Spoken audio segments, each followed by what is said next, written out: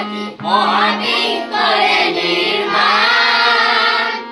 উলাস অধিচনে কবি কৌতি কনে গাই হবে মিলনৰ গান শ্ৰীমায়া খানি শীতল বুকুত উঠে উৎসৱৰ মধু আলোড়ন শ্ৰীমায়া খানি শীতল বুকুত উঠে উৎসৱৰ মধু আলোড়ন সৰগৰ ৰং ভৰা ৰূপে ৰঙে ৰঙে ভৰা সৰগৰ ৰং ভৰা ৰূপে ৰঙে ৰঙে ভৰা উজ্জ্বল জনমানৱৰ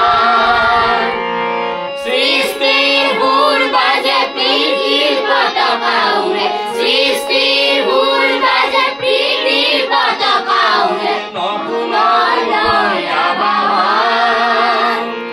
শ্ৰীমায়া খানি শীতল বুকুত উঠে উৎসৱৰ মধু আলোড়ন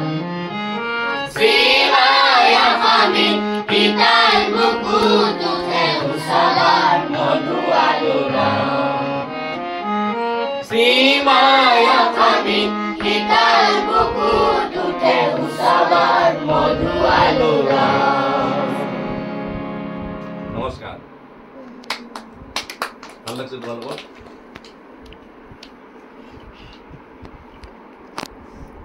ঠিক আছে আচ্ছা এই যিটো তোমালোকক আজি গীত শিকালো হা এই গীতটো তোমালোকে জানানে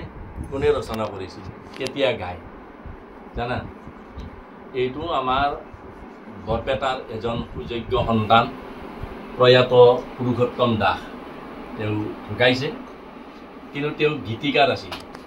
আমাৰ গুৱাহাটী অনাতাঁৰ কেন্দ্ৰৰ তেওঁ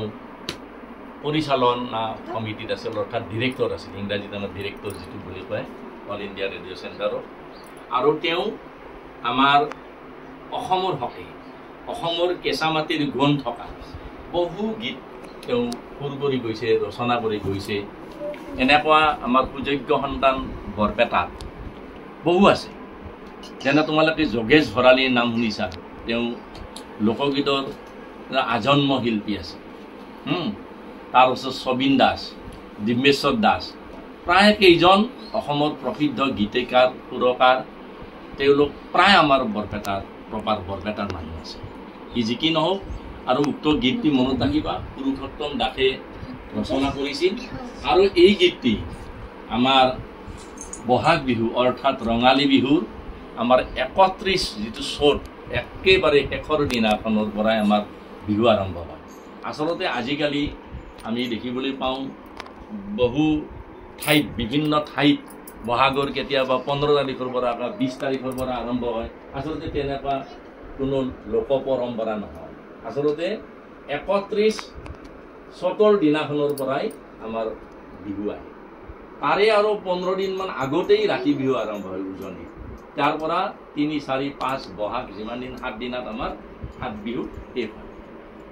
বুজি পাইছা আৰু এই গীতটি আমি পতাকা উত্তোলনত বহাগ বিহুৰ প্ৰথম দিনাখনে পতাকা উত্তোলনৰ সময়ত এই গীতটি আমি গাব লাগে দেই এইটো কথা মনত ৰাখিবা আৰু অদূৰ ভৱিষ্যতে তোমালোকে বিহুৰ বিষয়ে বহু জানিব পাৰিবা মই শিকাম এইবিলাক শিকাম মোৰ মন আছে তোমালোকৰ খালি তোমালোকৰ উল্লাস উদ্দীপনা উৎসাহ আৰু অভিভাৱকৰ এটা ঐকান্তিক প্ৰচেষ্টা লাগিব ইয়াত শিকাই নহয় তোমালোকে ঘৰতো অকণমান এই বিষয়ে জানিব লাগিব পঢ়িব লাগিব যে আজিকালি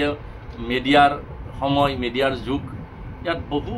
কথা আহি থাকে মোবাইলত তোমালোকে ভালদৰে শিকি ল'বা দেই ধন্যবাদ নমস্কাৰ